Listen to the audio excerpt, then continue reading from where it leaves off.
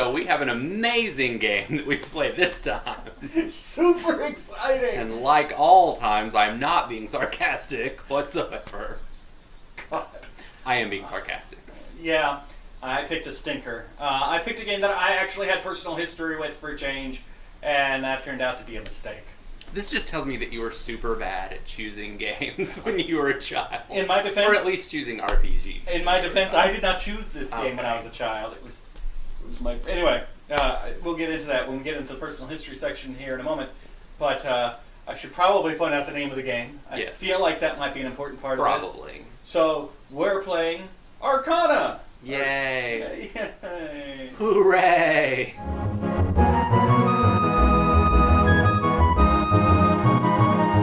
Okay, so my personal history with Arcana is very brief versus a lot of the other games that we're going to play. I think that I played it. I think I rented it for the Super NES back when I was a kid one time.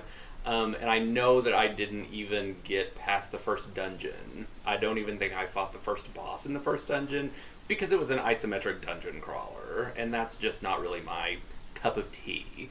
So really not a lot of personal history in this game.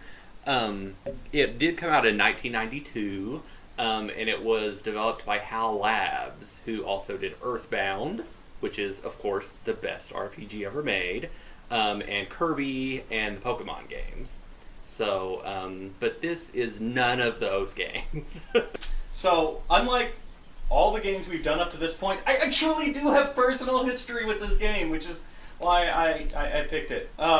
So when I was growing up, my best friend was a kid named Ryan Cabral, and our friendship mostly consisted of playing video games with each other. Kind of like Russ and I now.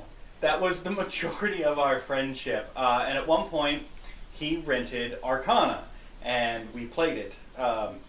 Mainly, he played, and I pointed out secrets and came up with strategies and whatever. But usually it was at his house, so he played. We got through the first dungeon. I don't know if we got through the second one, because, you know, when you rented these games, you didn't necessarily get very far.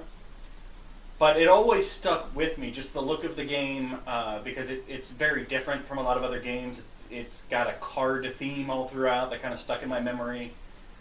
And so when we were working on this project, me and Russ, I thought, hey, this would be a good opportunity to revisit those childhood memories and beat the game. I hate my childhood now.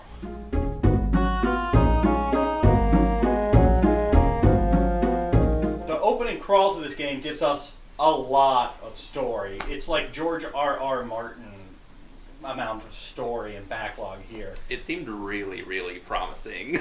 Yeah. Watching the opening crawl. So on this island that we live on, there are 6 kingdoms, and then there was civil war, and then there was a king whose daughters went missing, and then there was our main character, Rooks, whose parents got betrayed, and now he's the last person able to use the card caster ability, the card master ability, the card ability.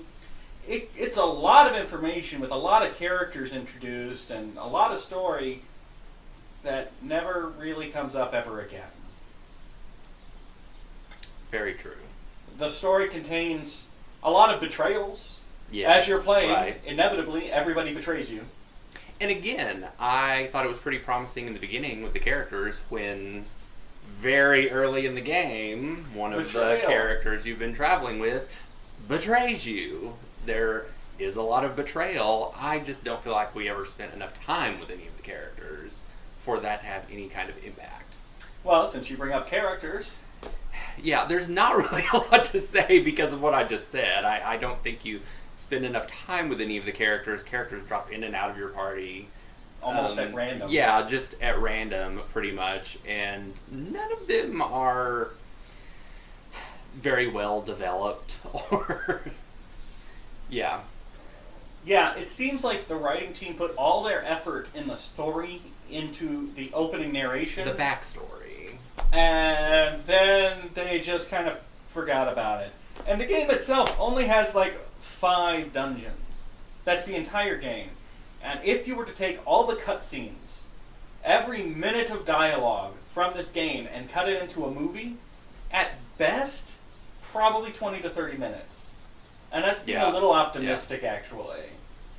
that's how much story is in this movie. It is first and foremost a dungeon crawler. Yes, definitely. So, as we've explained, there's not a lot to the story or the characters even. No, my favorite characters were honestly the elemental spirits that you can summon and they have, to help you. They have maybe a line of dialogue. Yeah, each, exactly. maybe. But they were so pretty. they were all really colorful and they were really well designed. The little sprites were well designed. Now, normally I make fun of Russ for just choosing characters based on how pretty they are, but there is no other criteria to judge characters on in this game. That's as good a method as any. Right. So, we'll talk about one thing I think the game does fairly decently, the combat system.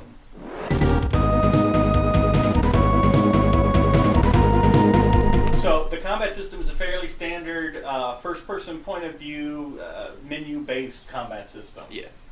You know what it reminded me of? What did it remind you of?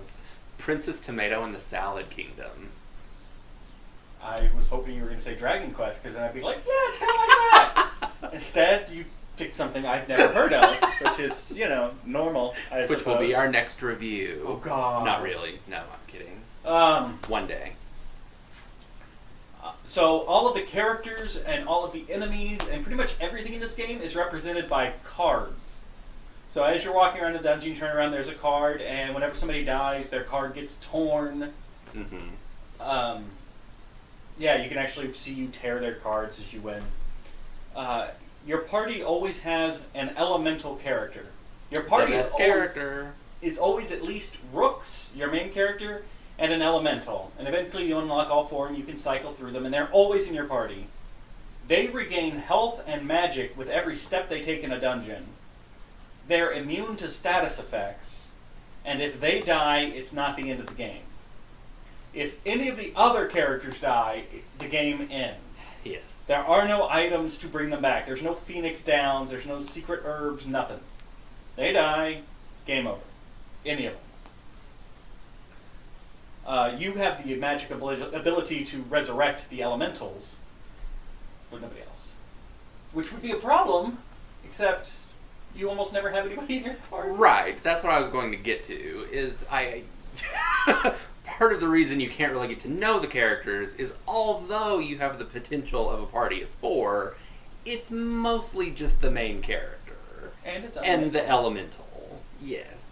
So as the characters cycle in and out of the party, it's you get any one given character for maybe 2 dungeons at most. Maybe, I think there's, yeah. And their story reasons for joining or leaving the party are as bare bones as possible. Just like, oh, there's something shiny over there, see in a couple chapters. Yeah, yeah. And the end boss is just you and your elemental. Right, exactly. The end boss of the game is just you and your elemental. No party. I feel like it artificially makes the game more difficult than it needs to be. Which I did not feel that the game was that difficult. But it would have been frustrating, and it would have not been even as frustrating as it was if they had actually given you a 4-character party at any given time of the end game. We keep saying elemental. One of the things that the game tries to focus on, although I largely ignored it, is the elemental affinities. Almost every monster you encounter is affiliated with a different element. You can tell by the color on the outside of their card. Yeah. It's funny that you ignored it, because I actually used it a lot. Really? I did. It reminded me of Persona, actually. Okay. And I actually used it to my advantage, and I really did swap in and out the elementals, like, depending on the types of monsters that I was fighting against. So Russ was I really actually liked that part of the combat system. Okay, see, I just kind of ignored it and went through the game, but Russ actually did. And all the elementals can, like, give each character of your party, which sometimes is the only one character, but can give everyone else in your party, like, that elemental affinity. Yes, so I messed with that once or twice, and it bit me in the butt more often than not. And so it's funny, because I always used it. Now, did you do the thing, the main character can also buy cards in town, and these cards are fairly cheap, they're all elemental based, and if you use 1, 2, or 3 of them, that's basically another way for him to cast magic other than the spells that he learns. So it's just like 3 lightning. Did you do that a lot? I did that a lot. See, That's how you beat the bosses, I felt. I did it once. Is you... See, I did it for every boss. I just brute forced my way through the game. I actually cheated, and I would look up... I would look up the affinity of the next boss that I was fighting, and that's literally how I did, I think, every boss fight, or a lot of them. That's fair. Yeah. So I used that a lot. Alright, so good for them for that gameplay. So I feel like Russ got more out of the combat system than I did. I thought it was a serviceable combat system. And it sounds like Russ actually got a good chunk out of that combat system. I did. I liked the elemental. So if you could transport that into like a better game? Into a better game, that would be exceptional, which is Persona. So we've already played that game. So next up we have kind of our dump category. This is where we put pretty much everything that doesn't fit somewhere else. Innovations! Yeah. Yay. Innovation.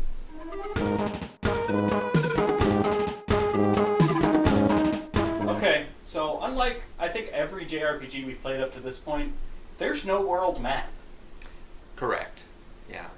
You're in a town, which is, it has a couple of things. Basically, you turn in a circle around the town, look at the shops, and then when you're ready, you go to the dungeon for that chapter. Right. That's how the entire map element works. And this is as good a time as any to talk about what we've alluded to. This is an isometric dungeon crawler. Yes. It is first-person point of view, walking through dungeons, walls on either side of you, you turn, you walk forward, you turn. It's hell, is what we mean. I'm not a fan of them. I don't enjoy them. They feel claustrophobic. They feel clunky. And they feel clunky because it's that, one square at a time. One square of motion at a time, 25 degrees at a time. And it doesn't help that being from the Super NES generation, all of the hallways look exactly the same. There is kind of a help in that this game had an automatic mapping system, so you could pause it and you could see where you've been in the dungeon, which helps for most of the dungeons. But not all of the dungeons. Yeah, most of the dungeons were fairly straightforward. Even though it was an isometric dungeon crawler, I didn't mind so much because the dungeons were manageable. And then you get to the ice cave. I'm gonna put this up when I edit this, and you'll be able to get a better look at this. But this is the map I had to make for myself to get through the ice cave. Because you start out on the first floor, then you go down to the second floor, then back up to the first floor, then down to the second floor, then down to the third floor, then back up to the second floor, then up to the first floor, then down to the second floor, then up to the first floor. What Jeff is saying is that he had a lot of fun playing this dungeon. This was your favorite dungeon, wasn't it? And it's unlike any other dungeon in the game. The rest of them are fairly straightforward. This one had dead ends that it would take you 40 minutes to realize it was a dead end. There are huge chunks of the map that are nothing but dead end. But you have to explore all of them to know that. And this game also, you really have to explore every nook and cranny because the way treasure chests work in this game, you can't see, they put treasure chests in most dead ends. But you can't see them unless you are literally right on top of them. Right. So you have to go all the way, even though you can tell all the way to the end of this hallway it's a dead end, you got to go all the way down there just in case there's a treasure chest. Again, artificially making the game longer, more challenging than it really was. Also, you never knew when you were going to get the boss fight that was going to end the chapter. Right, yeah. Which I think is the reason that I gave up playing this. That one time I rented it as a kid because I just walked into a boss. All the bosses, none of these bosses except the end boss are in a special room at the end of the dungeon. No, they're all just at a certain point in the dungeon, boss fight. Right. And by the way, that boss fight means the end of the chapter. Right. Gosh, I hope you're not low level because you're moving on to the next chapter where the enemies are harder and you can't come back. Yep. Also, I figured out how to buy armor by accident. Yeah. I like that. Well, you go to the weapon store that's labeled weapon store. Right. And you see the list of weapons that they have for sale. At no point does the game tell you that this is page 1 of 2 or page 1 of 3. Okay. And it says weapon store. So it took me, by accident, figuring out that if I scroll all the way to the bottom of the list, the next page would be all the armor that the weapon store sells. Nice. I actually played for a little while before I realized the weapon store sells armor on a second screen that I didn't know that it had. So you artificially made the game harder in the beginning. I did! Nice. Okay. Let's see, there's no save points in dungeons. The only save point is in town. Right. And if you're deep in a dungeon and you think you're about to have a boss fight, too bad. You either go and fight it or you start the dungeon over again, basically. Yep. Rear attacks, whenever you're attacked by enemies from behind, which can happen, it actually turns you around, which is exactly what you want when you're exploring a labyrinth. You want to be turned around and then you get into a big fight. Then when you finish the fight, you have to remember that you're now facing the opposite direction instead of going, okay, I'm facing this way, I gotta go this way. Right. You do have the option to join the bad guys. Mm-hmm. Right near the very beginning of the game. That's become kind of a trope. That I never realized. It's come up more often than I expected. Of course, even if you join them, they still want to fight you. Yeah. And I got one last note. The encounter rate is bizarre. Because there'd be times where it's like, I'd get a fight every 2 steps, and then I wouldn't have a fight for like 2 minutes of walking around. Yeah. The encounter rate's just all over the place. Mm-hmm. I agree. Did I leave anything out? I think that's about it. I wanted it to be more innovative in the card system. I was kind of excited about the card system because I didn't remember anything about it. But the fact that it's just buying cards and then you pick 1, 2, or 3 cards to use, I think in a better game, that would be a really, really good system. All right, so next up is the category that Russ and I are absolute experts on. Music.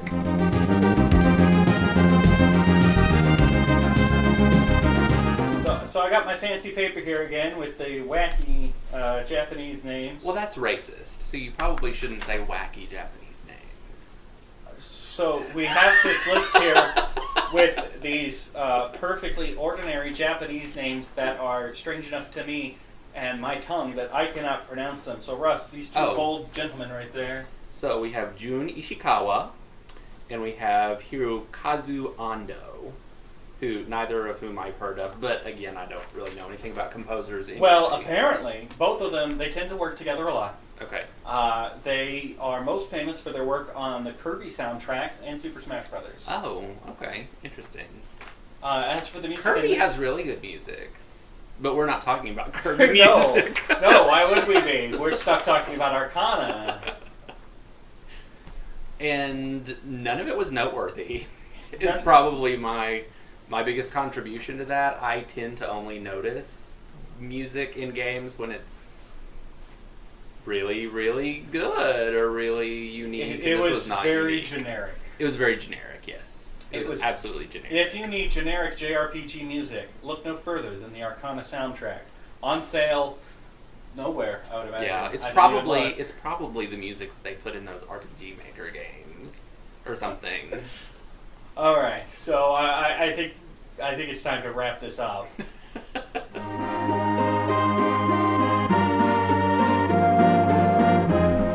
So my final thoughts on Arcana, if you couldn't already tell, are not good. I was pretty disinterested in this game. Like I said, I liked the elemental system. I obviously used it way more than Jeff did, probably just because I was trying to find some way to make this game enjoyable. It wasn't difficult, it was just frustrating, and it was too long for only being 5 dungeons. I go ahead, because I'm an extremist, and just give the game an F, because I really don't want to experience it ever again. But thank you for watching. I'm going to try and balance out my opinion of Arcana a little bit better than Russ did, but first and foremost for me, I play games for the story. I'm the guy who actually cares about the story of Mortal Kombat and the characters' backstories. I like stories. And one of the reasons I like JRPGs is because they usually have such a rich and heavy story. Some of this I feel like was very poorly translated, because there were times where I didn't know why something was happening, there's one battle where you lose you lose an elemental that you had gained. You have an elemental, and the monsters go, "Gee, it's a shame you don't have that elemental." Well, I do, but then I didn't for that battle, and then I had it back again. There's no story to this game. There's the backstory at the beginning, but then it really feels like, for the people making the game, it feels like the story was an afterthought. Like, oh, we have to put something in there to link these dungeons together. So, there was nothing there for me. But to try to be fair, if you're an isometric dungeon crawl fan, if that's just a mechanic you love drawing your own map and figuring out these dungeons, and it's a decent combat system. If you don't care about story and you just want a dungeon crawl, you might enjoy this game. It's entirely possible. I'm not as extreme as Russ, but the best I can give it is a C. Because it had a decent combat system, and it was, as far as isometric dungeon crawlers go, it was a prime example of its type. It's just the utter lack of story that kills me more than anything. So, there you go. All right, so that is our review of Arcana, which was clearly so enjoyable. And I picked a rough one. In fact, you always do. No, you picked Breath of Fire. I did pick Breath of Fire. I will give you that. Okay. Yes. I picked Great Greed, which turned out to be a lot more fun than we thought. Yeah, that's true. So it's not always on me. But to try and cleanse our palates after this complete another misfire. Right. Know that I picked the next game. And what did you pick, Russ? I picked the Sailor Moon RPG. I'm just kidding. I really didn't. I played the wrong game. I have notes for a totally different game. Have you ever played the Sailor Moon RPG? I didn't know there was one. Well, we'll do that eventually. No, we won't. No, for real, I picked Chrono Trigger. Yes, because I couldn't handle it anymore. Russ needed a good RPG before he hung himself by his own socks. Yeah, exactly. I was getting to the point that I may never play another RPG ever again due to this experience. Breath of Fire and Arcana back to back. Unless we could play Chrono Trigger. So, that was my ultimatum. Ultimatum. We alternate every time. It's he picks one, I pick one, he picks one. So his ultimatum was, I get to pick one. Well, it's your turn. What do you want to pick? What kind of ultimatum is that? Anyway. I do what I do. Okay. So we'll see you guys next time for Chrono Trigger. Thanks. We should tell them where they can play Arcana if they want to. On the Super Nintendo. Yeah. That's it. There's no reports, there's no re-releases. It's on the SNES. Find yourself a ROM or find yourself a cart. Yeah. Don't. That's it. And there's a reason for that. Yeah. Just keep that in mind. Yeah, if you want to play a good RPG from HAL, there's always Earthbound. True. See you guys. Bye.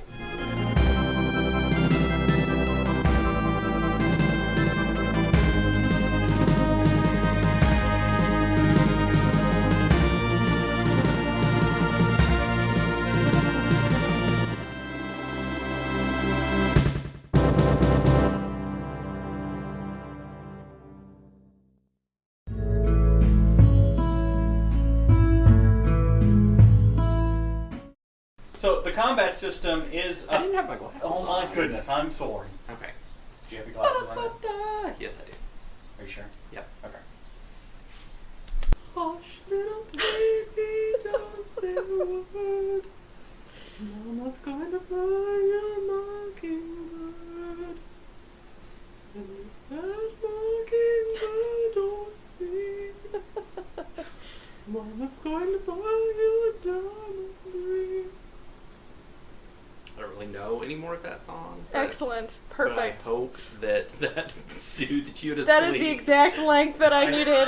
I think if that diamond ring turns brass, Mama's going to buy you a looking glass. No. Okay. No. And if that looking glass should break, Mama's going to buy you... Okay. So. Wow. But I'm rolling. What do you want from me? I'm rolling. I'm ready to work. I can't wait until Lauren joins us and we have some goddamn professionalism.